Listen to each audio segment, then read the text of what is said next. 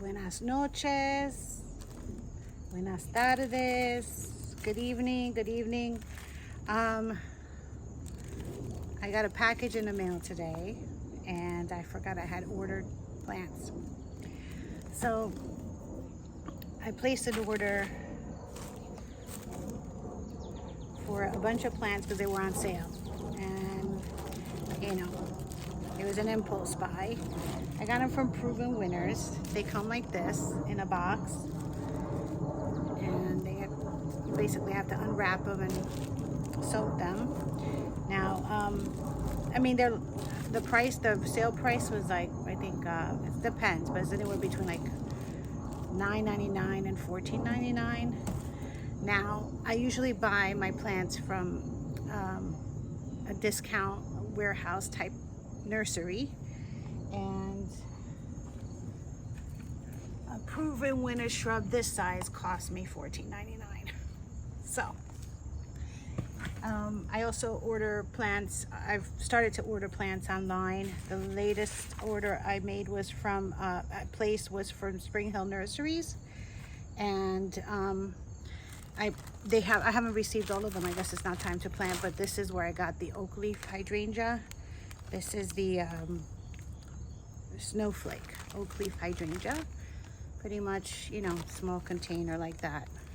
And it looked sort of sad, but I watered it. I kept it inside. I'm bringing it out little by little. So let's see what I got. I'm here to go over some of the plants that I purchased. I got the Firelight Tidbit, and I got 2 of those. So they all look alike when they're this small. This is the Limetta. The only reason I know what they are is because it's written in the container. I also got a few alliums, which I forgot I had purchased. I got the allium bobblehead, serendipity, and what is this? Blue. It's just called Blue Eddie, the little tiny one. So the reason I got a few alliums is because I have my grandmother's grave. I can plant there, and I wanted to put a couple of perennials, fulsome perennials at her grave site, so that way it looks pretty all year long, and we could fill it in with annuals. So I got I figured the hardiest plant in my garden is a lavender, so I got a lavender, hide coat lavender. This is hide coat lavender. I have the regular English lavender that I get at Home Depot for like $9.99, and they're great. They've lasted me a few years, and they come back every year, and they're fantastic. This one I think is a little smaller, so that's why I got it, because it's to make sure it doesn't cover the words on the gravestone. I got looks like this is a fern. Yes, this is a Japanese fern. It's called Japanese painted fern. And I got this for I got bitten by a mosquito. I already have a bunch of bites here, mosquito bites. This is for the shade area. For the shady area in the back, I wanted to add a fern over there, so I got that. Now I remember where I purchased them. This is also a sedum, and this is for my other grandmother's grave site. They have sedum in that they allow you to plant some sedum, and I got this Rock and Grow coral jade, which I think will match the gravestone, so I got that. And I wanted this to be bigger. I mean, there's a local nursery here, which is fantastic, and there's a few local nurseries that are fantastic. I'm in a really good location in New Jersey because I'm in Central Jersey, so I get all the great nurseries from Somerset County, Union County, and Middlesex County. I'm right like on the border of those 3 counties, if you know anything about New Jersey. And it's really an area where there's lots of farms, and there's lots of natural areas, like the Somerset County has all the mountains, has the Watchung Mountains and stuff. So I am spoiled. When I go to the nurseries, I get like the huge 3-gallon pots, and I get really good, beautiful plants for really good prices. When I go to the warehouse, the Gasco in Monroe, New Jersey, they grow their own stuff, and I get it really cheap. Like I'll get a shrub for like $3, you know, or they sell them, you know, 3 for $33. Now they went up. It used to be 3, 4, 30. So I get really nice stuff, you know, really inexpensively, and that's how I was able to fill this garden up with plants in a short period of time, because otherwise it would be cost prohibitive. So I'm really spoiled. But anyway, I had seen a Husker Red penstemon at a nursery called Barton Nurseries, and it was beautiful. It was like this big, and I said, okay, that's what I want. And I looked it up and I researched it. That's what I want for my yard. There's a section there that I want. So I saw this online on Proven Winners website. And this is Onyx and Pearls Bearded Tongue. I need my sleeves. Onyx and Pearls Bearded Tongue. Onyx and Pearls Bearded Tongue. And I'm super excited about this. This is a penstemon, and it has like white flowers, and it has sort of this reddish foliage, and it's a perennial, and I'm really excited about it. So it's really tiny, but it grows, you know, it grows. So yeah, so I'm really excited about that. So I was really you know, I wanted to record this because I was going to, you know, do stuff and record myself while I did things, but that didn't happen. So I'm just providing myself and whoever happens to be listening to me with a list of a view and a list of the plants that I did buy. This is the Limetta Incredible. They all look the same, but they're so different. One from their Pinky Winky, and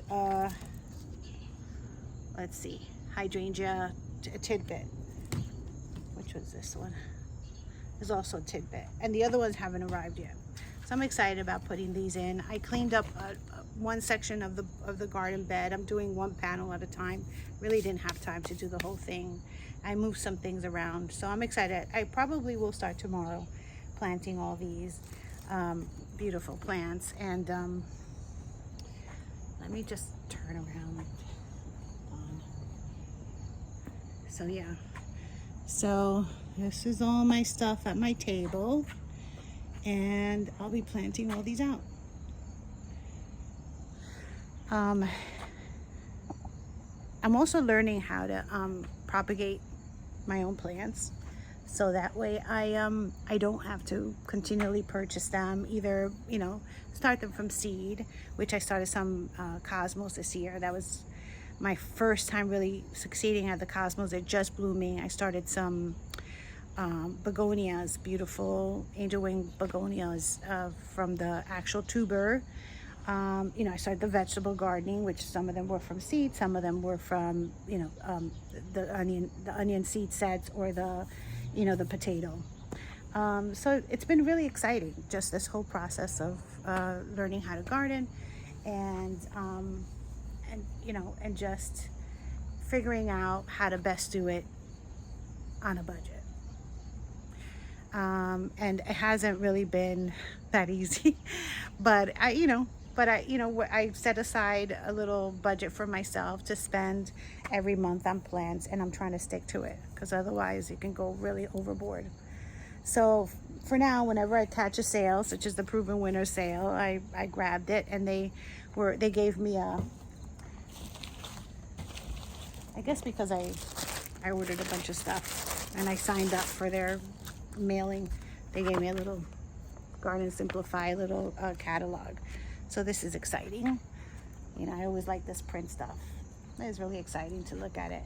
Proven Winner so far, the plants I've used, they've been really fabulous. I had one fail. I forget which one it was, but it probably was user error.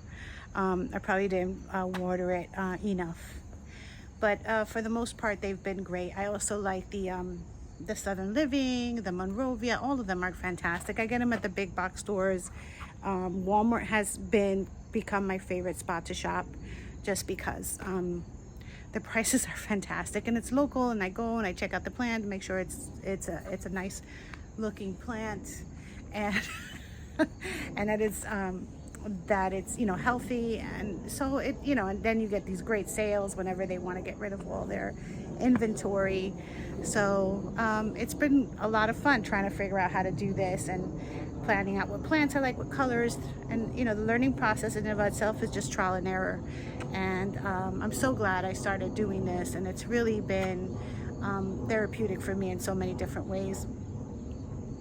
When I first started, you know, this journey, it started with the reason why my backyard has so many pavers is because I told the guy who was doing the work that I wanted a low maintenance yard, and that I didn't want any grass, as least amount of grass as possible, and that I didn't want to deal with any plants that I have to be constantly taking care of them, and you know, and having to spend all this time maintaining shrubs and flowers. So I was like, you know, do the most simple thing you can possibly think of that I can take care of without too much without spending too much time. And so that's what he did. And he gave me a bunch of boxwoods, he gave me some heuchera.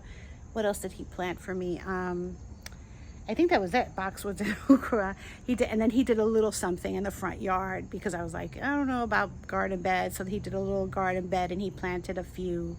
Oh, he's the one that put in the mop head. Was it him? No, I bought those. I bought the mop head side, but I also bought the junipers. Yeah, he really, all of the rest of the plants were my idea. He planted a lot of them for me when we first redid the front yard. And so, yeah, this is, you know, the reason why I have so many pavers, because I never thought I would be into gardening. It wasn't after the pavers went in and the plants went in.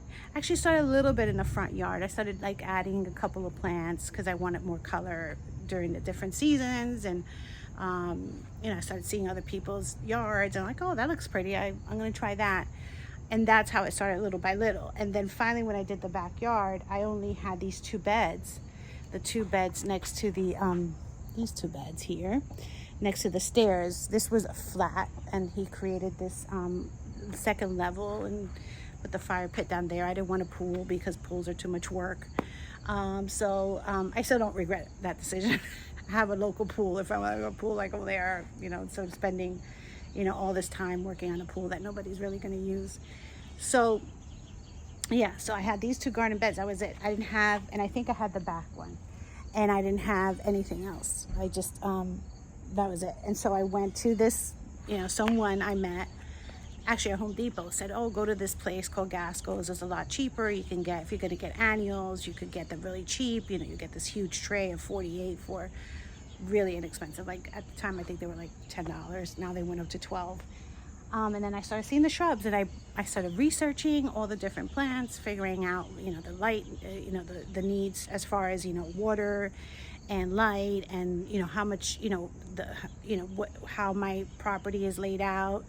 I think I started, the first person I ever watched on YouTube was Julia from, because she has a garden in New Jersey, and she is like incredible. She knows so much, and she has Why Garden is her channel, and that's the first person I ever watched on YouTube, because she was able to explain, you know, she's trained and, you know, in this field, so she was able to explain how to, you know, plan out your garden beds and how to plan out, you know, your plants and so on and so forth. And she's very good at drawing, and so that attracted me because I'm a visual learner, and so I was able to follow along. And I said, okay, why don't I just plan my own garden beds instead of relying, you know, I also looked up all these different professionals that would do it, and a lot of them didn't call me back, or, you know, I started looking at the prices and I was like, I don't know, maybe I could try this myself. So that's how this all started, was me trying to save a couple of bucks and perhaps thinking, you know, I can figure it out type of thing. So I started with her, and then I think the next person I started watching on YouTube was Laura from Garden Answer. And yeah, she's like a really good teacher. I think, you know, Julia is like a pro, and then you have Laura, who's like, you know, she's a great teacher, and she makes it seem so easy. She just makes it look so easy. So I was like, oh, I could do that. When I was researching all the different shrubs, I started watching Hortube. So, you know, and he's also, you know, he's full of knowledge. He's just a wealth of knowledge, and I would just watch those for hours. And I just got into plants, and little by little I added to my repertoire of YouTube channels that I watch on a daily basis. And I'm hooked. I'm absolutely hooked. I'm obsessed with plants. I love this, like Linda Vaughter. Linda Vaughter is one of the other people. I love her style. I think she's like, she's just super stylish, and I just like her whole vibe. And she says, it's a garden life. Like one thing relates to the other, and it's really incredible what this journey has brought me to. And it's this appreciation of nature, of bugs, which I was terrified of learning how to feed my, grow my own food. Learned about permaculture. And there's a bunch of people I found out in New Jersey that, do this, and they also have YouTube channels, they have web pages, they're on Instagram, and I follow their advice, and they all come from different angles. They all have a different take on things. Some people like more of the native stuff, and others, are really, not that they don't care, but they understand that you can combine the two, and I think that's where I am. I like to combine native plants with non-native plants, as long as they're not invasive and I'm not really hurting the environment or giving myself too much work. So ultimately it comes down to not giving myself too much work, because I don't have time. If I had time, forget about it, I'd be out here all day. So anyway, so that's my story, my gardening journey. The one thing I would add to that is my background. I'm Latina. I'm from my family's from Puerto Rico. I'm a kid from an urban area. I grew up in Newark, which is a city in New Jersey, and that has been that has informed how I approach this, especially my background, my family. Even though my parents, my father worked in a factory, and my dad and my mom, she put herself, through school while we were growing up, but she started off as a secretary. They weren't agricultural workers, but their parents were. My family both my grandfathers, my great grandfathers are big farmers. They were farmers. They lived off the land. It was not a hobby. It was a necessity. This was their job. They earned their living. They fed their children, off the land. And my mother's maternal grandfather, my great grandfather, he had a coffee plantation. My father's father had everything in his farm, but he did everything. He did the animals, all different types, peppers. He did a lot of peppers and other stuff that you can eat, mostly root vegetables, and they would sell it. He also worked at the sugarcane the sugarcane plant, where they process sugarcane. He did that also. My grandfather on my father's side. And so there are people that and my grandmother was just like amazing. She was like a medicine woman. She knew what herbs to use for what, and people would come to her for different potions and poultices. And so I come from a family that is really has made their living and has lived their life close to the land. And my family, they're country folk. They're from the mountains of Puerto Rico, and somehow that was still in my blood. That's still what it just rose up in me, and I'm absolutely loving this. I'm just enjoying every part of it, my connection to my past, to my ancestors, to my history. I think a lot about urban areas. Growing up in Newark, we didn't have much of anything any land to grow on. We had little small squares in the backyard, but the house I grew up in used to belong to an Italian family, and we had a tiny little backyard, but apparently they loved roses. They had a rose garden back there. We never kept it up, but it was beautiful. I mean, we had like at least 20 different species of roses, like big ones with like thousands of petals, gorgeous. And now I understand those like heirloom roses. I didn't know. I was a kid. We had sedum.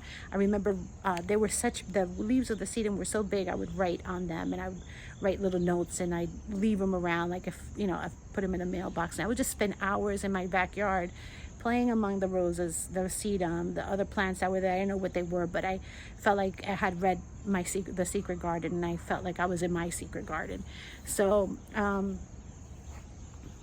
think that's a dragonfly. I hope they eat all the mosquitoes.